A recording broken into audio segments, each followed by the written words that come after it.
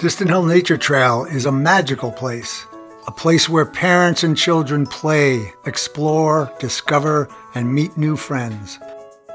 It is a natural refuge where the air is clean, crisp, and other than the sounds of wildlife and children laughing, it is blissfully silent.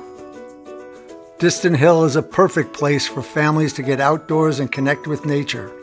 There's a play area complete with a working hand-operated pump, a climbing net for bouncing, and a log bridge and boardwalk over a quaking bog. There's a children's storybook trail where illustrated books are read by families as they walk from page to page along the quarter-mile-long gravel path. There is also a boundary line that follows a stone wall separating the towns of Walpole and Alstead, New Hampshire.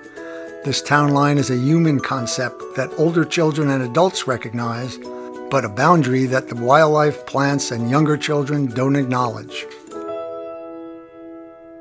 Our 2 miles of wheelchair and stroller-accessible gravel trails provide a place without limits.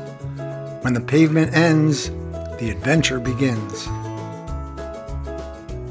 My wife Kathy and I purchased the first 21 of our now 155 acres back in 1979, not knowing that our land would become a public space where nature and the outdoors were freely accessible to all. We opened Distant Hill Nature Trail to the public in 2016, hoping to inspire visitors, children and adults of all abilities, to connect with the natural world through education, observation, and play, and to teach them the importance of nature-based play and recreation to their overall health and wellness.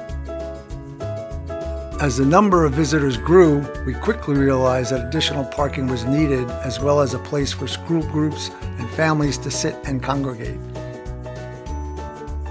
The board of our nonprofit organization, the Friends of Distant Hill, along with numerous volunteers, helped us raise the funds necessary to expand our parking and to build a new timber frame pavilion at Distant Hill.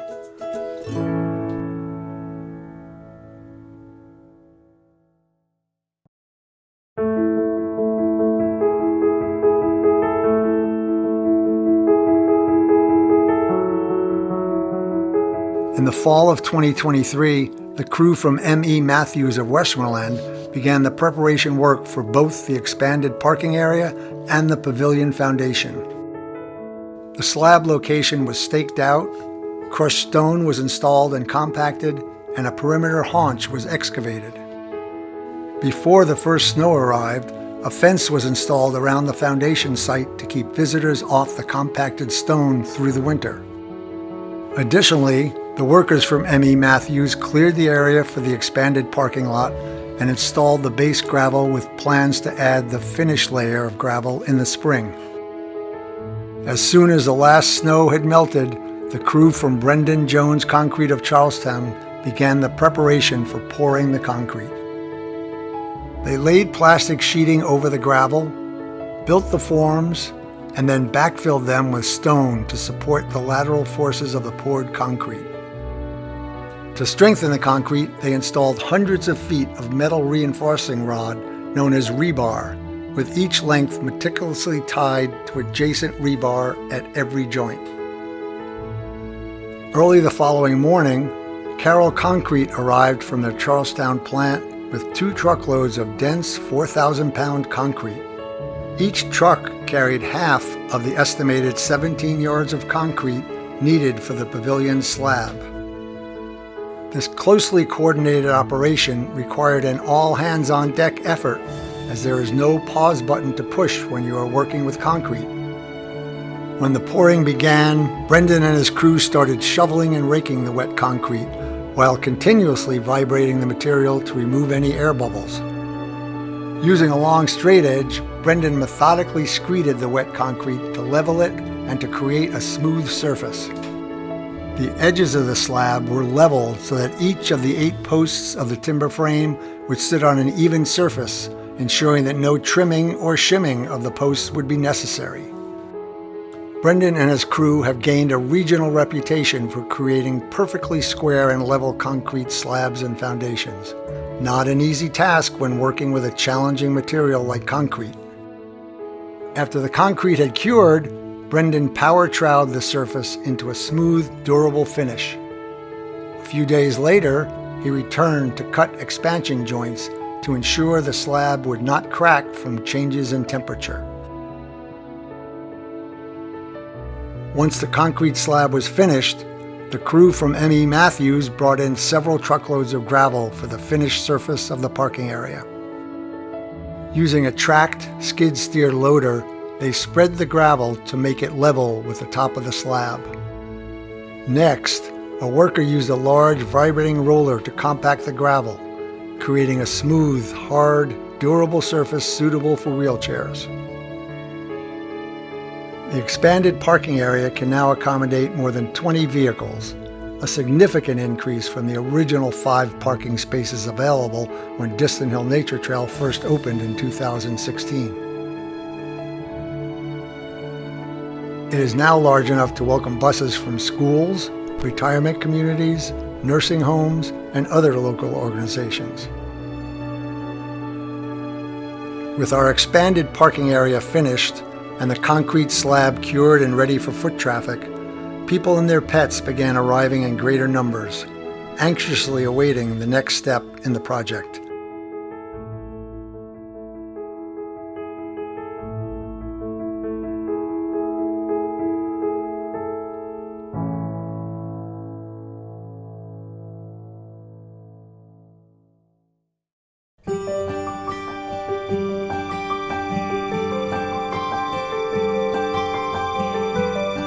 While putting himself through college, a young, driven carpenter named Ted Benson grew frustrated with the prevailing method of home construction, which relied on dimensional lumber, plywood, and outdoor assembly, making it vulnerable to the whims of the weather. This dissatisfaction led Benson to revive the craft of timber framing for contemporary homes. Over the next 50 years, he inspired a generation of dedicated craftspeople and built a successful business that now employs 144 people in Walpole and Keene, New Hampshire. The timber frame for our pavilion was crafted at the Benson Wood facility in Walpole. The eastern hemlock logs had been locally harvested and milled on a bandsaw mill by local sawyer Leon Jones and brought to the Benson Wood shop for processing. With the help of 3D modeling software, the Benson Wood design team came up with a detailed plan for the new pavilion. Once designed, each timber for the frame was fabricated inside the Walpole facility, offering an efficiency not possible with on-site work. Once the timbers were prepped and rough cut to length in the Benson Wood facility, they were ready to be placed into the Hundegger CNC machine. Although this machine differs greatly from traditional timber framing tools like the auger, chisel, and mallet, it still embodies the essence of skilled craftsmanship. In many ways, the Hundegger is simply another tool. While crafting a beautiful mortise and tenon joint by hand can be deeply rewarding, repeating this process hundreds of times with hand tools can quickly turn into tedious work. The Hundegger saved hundreds of hours compared to traditional hand-cutting methods, and it milled the timbers for the frame automatically from the plans with near-perfect precision. Despite the machine's accuracy, each timber retained its unique character and was treated as though it had a life of its own. Many of the timbers in the frame featured wane, often considered a defect in lumber characterized by a rounded corner or edge, as opposed to a fully square edge. The defect of the wane not only added character and aesthetic appeal to the timbers, but also minimized waste. What some might see as an imperfection, we see as adding a personality to the timbers. The hemlock used for the frame was of outstanding quality. To preserve this quality, each piece was treated with Bohm Ligno, an environmentally safe finishing oil that protects the timbers from the elements and prevents checking. Once the oil finish dried, the timbers were carefully bundled, wrapped, and readied for shipping to Distant Hill.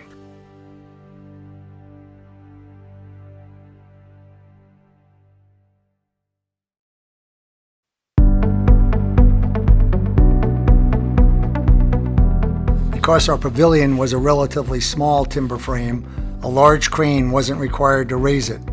Instead, Benson Wood loaned us their telehandler, a machine that combines the features of a forklift and a crane. Minutes after the timbers arrived, they were unloaded with a telehandler, unwrapped, and the pre-assembly work began.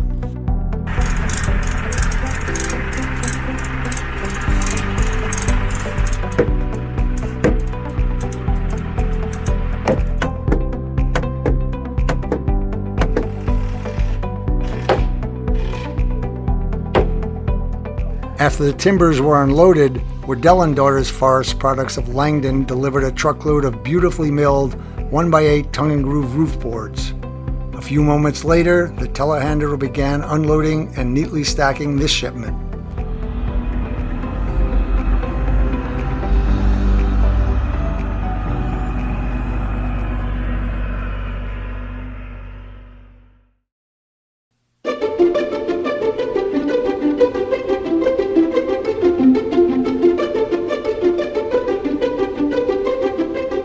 In a true spirit of cooperation, the entire community united to raise our pavilion. Ted Benson and Paul Boa kicked things off with a briefing, outlining the tasks and emphasizing safety. Benson personally organized the raising, coordinating everyone through emails and phone calls, and the response was amazing. For many, it was a homecoming that reunited old friends who had worked together in the timber frame business for years. For others, it felt like a family celebration.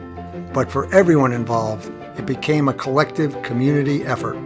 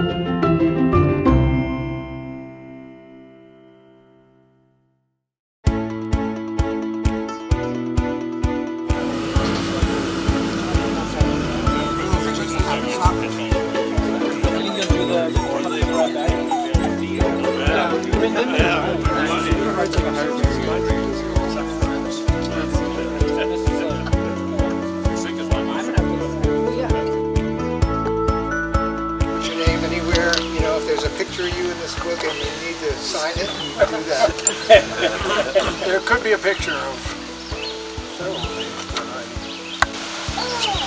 want to say this was dedicated to the original boys in the beginning. Tom Goldschmidt, Tom Page, my brother Tim, who's up in Springfield now. We're a part of that group. Yep.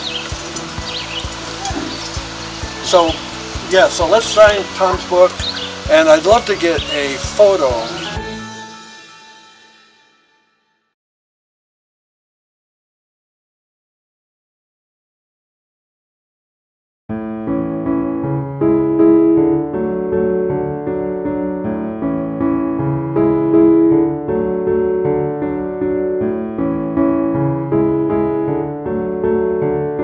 After the raising, the skies cleared, revealing a magnificent structure. It was alive, it was beautiful, and just like the individuals who helped build it, each timber contributed to its overall strength.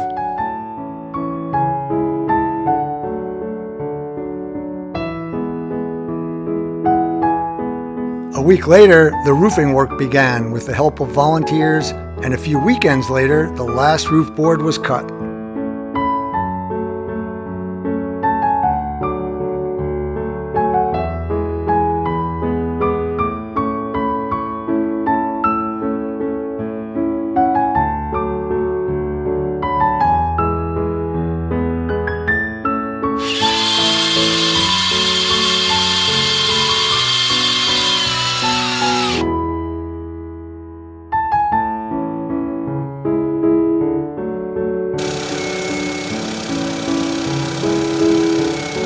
To ensure that our pavilion would last for several generations, we contracted S.L. Van der Horst and Sons of West Chesterfield to install a ribbed, standing seam metal roof.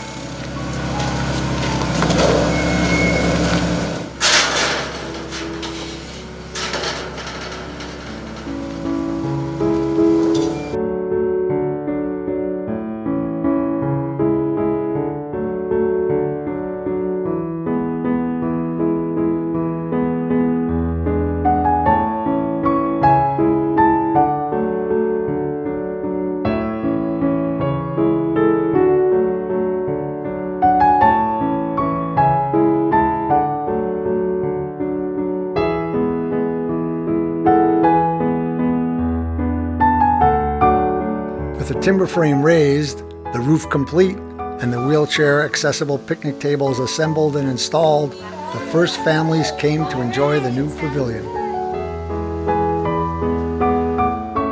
Finally, our magical outdoor space is complete and ready for visitors. Local schools now have a meeting spot, organizations serving clients in wheelchairs have a space to enjoy, and families and friends have a welcoming place to gather.